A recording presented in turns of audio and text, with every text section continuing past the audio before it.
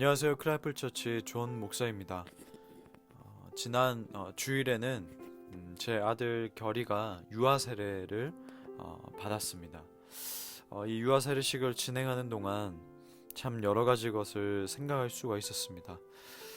먼저는 함께 신앙생활을 하고 있는 우리 공동체 지체들이 마음을 다해서 축복해주고 또 함께 해줘서 참 감사했고요. 또 한편으로 세례를 받는 결의를 보면서 더 영적으로 책임감을 가지고 살아야겠다, 그리고 키워야겠다라는 마음을 가지게 되었습니다. 그 마음으로 연장선상으로 오늘 여러분과 함께 말씀을 나누고자 하는데, 베드로전서 4장 12절에서 19절까지의 말씀입니다.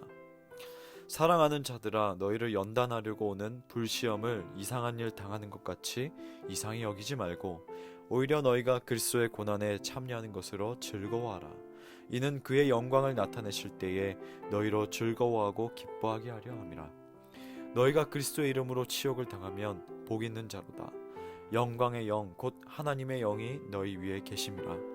너희 중에 누구든지 살인이나 도둑질이나 악행이나 남의 일을 간섭하는 자로 고난을 받지 말려니와, 만일 그리스도인으로 고난을 받으면 부끄러워하지 말고 도리어 그 이름으로 하나님께 영광을 돌리라. 하나님의 집에서 심판을 시작할 때가 되었나니, 만일 우리에게 먼저 하면 하나님의 복음을 순종하지 아니하는 자들의 그 마지막은 어떠하며, 또 의인이 겨우 구원을 받으면 경건하지 아니한 자와 죄인은 어디에 서리요. 그러므로 하나님의 뜻대로 고난을 받은 자들은 또한 선을 행하는 가운데에 그 영혼을 미쁘신 창조주께 의탁할지어다. 아멘. 제가 계속해서 아침 묵상 말씀을 나눌 때 주제가 반복됩니다. 믿음에 대하여, 또 마지막 때에 대하여, 주님 다시 오심과 이 고난에 대해서 계속해서 나누는 것 같습니다. 이 아침 묵상을 듣는 분들께 짐을 지게 하는 것은 아닌가, 때로는 그런 걱정을 하기도 합니다. 하지만 설교를 준비하면 할수록 이보다 더 기쁜 것은 그리스도인에게 없다라는 것을 깨달을 수 있었습니다. 우리는 항상 우리의 삶에서 좋은 것만 있는 것이 아님을 잘 알고 있습니다. 때로운 어려운 순간도 있지요. 그런데 이것을 다양한 모습으로 대처하는 것 같습니다. 스스로 판단해 버리기에 나 자신은 이것을 감당해내지 못하는 사람이야 라고 답을 내놓거나, 어려움이 있다는 것은 알고 있고 그것과 맞서 싸우며 이겨내려 하고는 있으나 의무감에 감당하는 때가 종종 있습니다. 지금의 여러분은 어떤 유형의 삶을 보내고 계십니까? 아니면 정말 어려움이 있다는 사실 자체를 인지하지 못하고 살아가는 분은 없습니까? 오늘 짧은 말씀 가운데에 우리가 새롭게 정립해 나가길 원하는데요. 저는 본문 말씀을 통해 고난에 대한 세 가지를 요약할 수 있었습니다. 첫째, 고난은 우연히 오는 것이 아니라 필연적으로 온다. 둘째, 우리 스스로가 고난의 자리에 나아가야 한다. 셋째, 더욱더 힘을 내어 고난을 즐겨야 한다. 12절 말씀을 보면, 사랑하는 자들아, 너희를 연단하려고 오는 불시험을 이상한 일 당하는 것 같이 이상히 여기지 말라라고 기록되어 있습니다. 하나님께서 허락하신 시험은 죄악에서부터 나온 것이 아닙니다. 하지만 이 시험은 고통과 시련이 따릅니다. 본문에 나와 있는 불시험은 시련과 비슷한 의미를 갖고 있습니다. 이 불시험의 의미는 바로 그리스도인에게 주어지는 이 시련이 불같이 뜨거울 것을 뜻하고 있습니다. 그렇다면 왜 이 힘든 고난을 하나님께서는 우리에게 허락하시는 걸까? 저는 두 가지를 생각해 봤습니다. 첫 번째로, 기억하기 위하여. 로마서 3장 10절에서 12절 말씀에, 기록한 바 의인은 없나니 하나도 없으며 깨닫는 자도 없고 하나님을 찾는 자도 없고 다 치우쳐 한 가지로 무익하게 되고 선을 행하는 자는 없나니 하나도 없다라고 기록되어 있습니다. 출애굽기 말씀 보면 아주 잘 알 수 있는데, 하나님께서 이스라엘 민족을 구출해내기 전에 바로 왕을 통해 정치적으로, 경제적으로 핍박을 하게 합니다. 하지만 그 숱한 고통과 시련 속에서도 하나님께서는 이스라엘 민족의 구원을 잊지 않으시고 마침내 애굽 땅에서 나오게 하십니다. 이 사건을 신명기에서는 기억하라고 말하고 있습니다. 가나안 땅 정복이라는 커다란 그 고난 앞에서 모세는 고통과 시련 속에서 구원해 주셨고 광야에서 보호해 주신 하나님을 기억하라고 계속해서 말하고 있지요. 신명기 7장 18절에서 19절에 여기서 잘 말하고 있는데, 여호와께서 바로와 온 애굽에 행하신 것을 잘 기억하되 내 하나님 여호와께서 너를 인도하여 내실 때에 내가 본 큰 시험과 이적과 기사와 강한 손과 편파를 기억하라. 내 하나님 여호와께서 내가 두려워하는 모든 민족에게 그와 같이 행하실 것이요.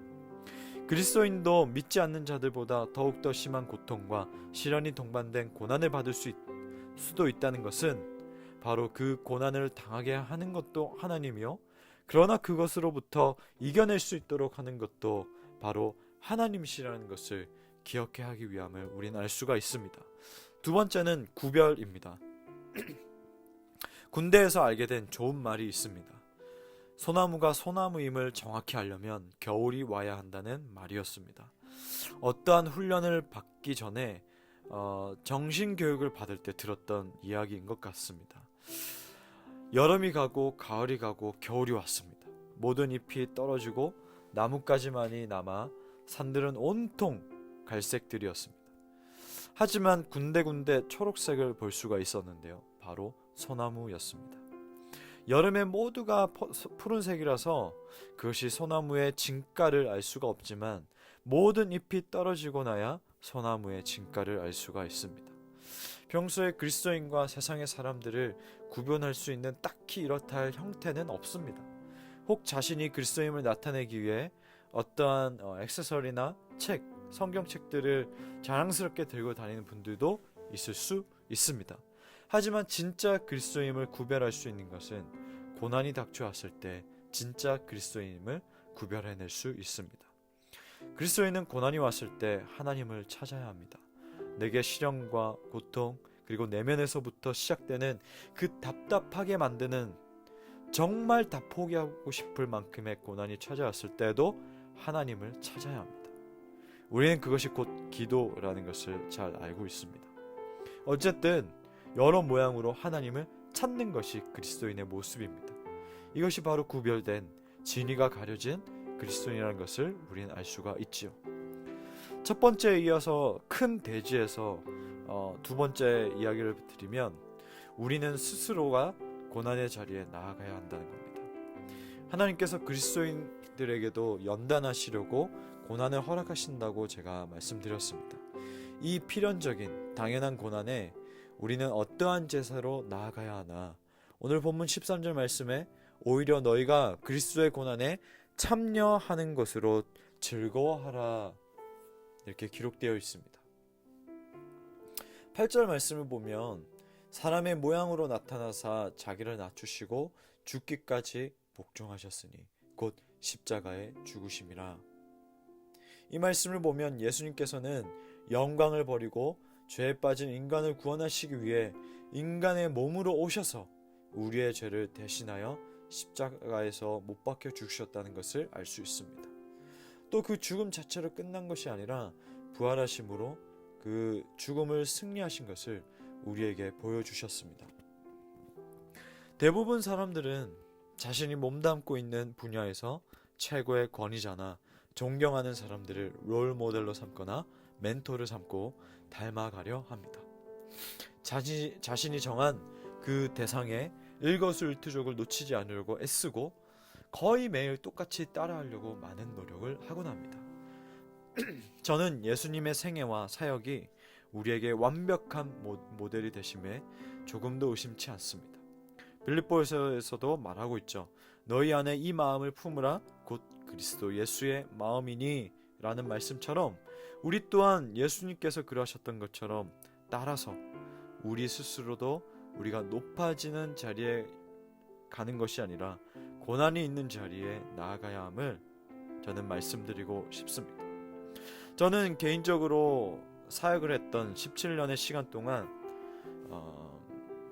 존경심을 가지게 하는 분들을 만났던 것이 가장 큰 복이었습니다. 물론 여러 다양한 만남이 있지만 제 머릿속에는 존경심을 가지게 했던 분들의 만남이 더 강하고 진하게 남아 있습니다. 그분들은 공통적인 모습들을 보면 고난이라는 자리에 스스로 나아가, 그리고 오는 것을 두려워하지 않고 나아가 그것을 하나님과 함께 뚫고 나오면서 본을 보이는 시간들이 있었다는 것을 저는 발견할 수 있었습니다. 그런 모습을 보면서 나 역시도 사역을 할 때 여러 풍파가 온다면, 고난이 온다면, 어려움이 온다면 나도 정말 그 모습들처럼, 내가 봤던 존경하는 사람들의 모습들처럼 정말 그렇게 이겨내야겠다, 그렇게 뚫고 나아가기를 애써야겠다라는 마음을 가졌던 것 같습니다. 그리고 실제로 그러한 일들이 찾아왔을 때에 동일한 자세와 모습으로 하나님을 붙들으려고 부족하지만 애썼던 적이 있었던 것 같습니다. 저와 여러분이 예수님을 본받아서 이 스스로 고난의 자리에 가서 서로에게 본이 되는 우리 크라이플 지체들이 되기를 간절히 기도하고 소망합니다. 마지막 세 번째, 더욱더 힘을 내어 고난을 즐겨야 한다입니다. 지금까지 우리가 고난이 왜 오며 이 필연적으로 오는 고난을 어떠한 자세로 만나야 한다는 것을 나눴지만, 이 고난이 지속되면 우리는 지겨워질 수도 있다라는 생각을 해보았습니다. 아무리 가치 있고 좋은 것이며 마땅히 해야 한다고는 하지만 끝없이 지속되면 그 누구라 할지라도 사실 지치기 쉽고 포기하기 쉽고 때로는 넘어지기 쉬울 것입니다. 그러나 14절 말씀에 고난만을 이야기하고 있지 않습니다. 너희가 그리스도의 이름으로 치욕을 당하면 복 있는 자로다 기록되어 있습니다. 우리가 고난을 받으면 복을 받는다 하였습니다. 우리는 복하면 물질적인 보상, 뭔가 큰 게 생기거나 이 땅에서 잘 풀리고 잘됨을 떠올리곤 하는데, 물론 중요합니다. 그러한 보상도 있습니다. 그러한 보상도 있는데 하나님의 자녀로서 이 땅에서도 유업을 받아 풍성히 사는 것 또한 중요하지만, 우리의 참된 복, 우리의 소망은 하나님 나라의 유업이어야 할 것입니다. 베드로전서 1장 3절에서 4절 말씀에 우리 주 예수 그리스도의 아버지 하나님을 찬송하리로다. 그의 많으신 긍휼대로 예수 그리스도를 죽은 자 가운데서 부활하게 하심으로 말미암아 우리를 거듭나게 하사 산 소망이 있게 하시며 썩지 않고 더럽지 아니하는 유업을 있게 하시나니 곧 너희를 위하여 하늘에 간직하신 것이라. 세상의 유업과는 비교도 안 되는, 할 수 없는 하나님의 나라를 유업받는 복을 바라보며 6절 말씀처럼 우리의 삶의 여러 가지 시험으로 말미암아 잠깐 근심할 수 있으나 더욱더 힘을 내어 기쁨으로 고난을 즐겨야 할 것입니다. 그 어디에나 고난을 통과하기란 쉬운 부분이 아닙니다. 사실 우리는 할 수가 없습니다. 그러나 예수님께서는 하셨습니다. 인간의 죄를 대신하기 위해 이 땅에 육신을 입고 오셔서 고난을 당하시고 십자가에 매달려 못 박혀 죽으셨습니다. 하지만 그 죽은 것으로 끝나지 않으셨습니다. 부활하셨습니다.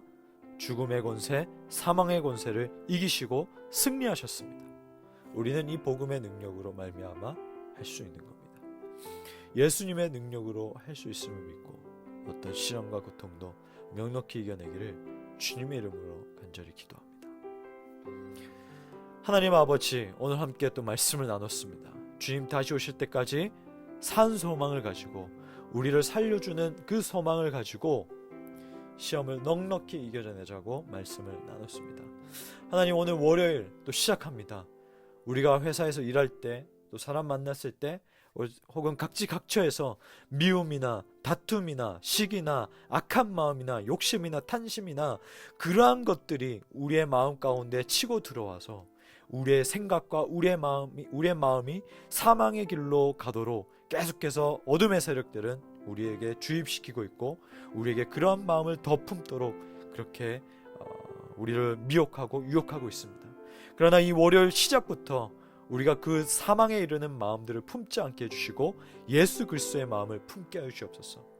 내 옆에 사람을 미워하여서 살인부터 하지 않게 해주시고, 내가 벌써 탐심과 탐욕을 가져서 음란하지 않게 해주시고, 내가 먼저 간음하지 않게 해주시고, 여러가지 그런 사망에 이르는 죄의 모습들에 우리가 빠지지 않게 해주시고, 오직 우리를 살려주시는 예수 그리스도를 품게 해주시고, 예수 그리스도의 마음을 품어서 내가 살아나고 나를 만나는 자들이 살아가고, 내가 속해 있는 곳이 살아나고, 내 옆에 있는 사람들이 살아나고, 나와 이야기하고 나와 함께하는 자들이 살아나는 생명의 사람이 될 수 있도록 주여 아버지 인도하여 주옵소서. 이 월요일 시작도 사망의 권세로 죽음의 권세로 우리가 시작하는 것이 아니라 생명의 권세로 부활의 그 승리로 시작하길 원합니다. 주님, 우리의 그 마음 가운데에 우리의 온 영육간에 그 마음대로 채우시고 강건하게 하여 주옵소서. 감사드리며 예수님의 이름으로 기도하옵나이다. 아멘.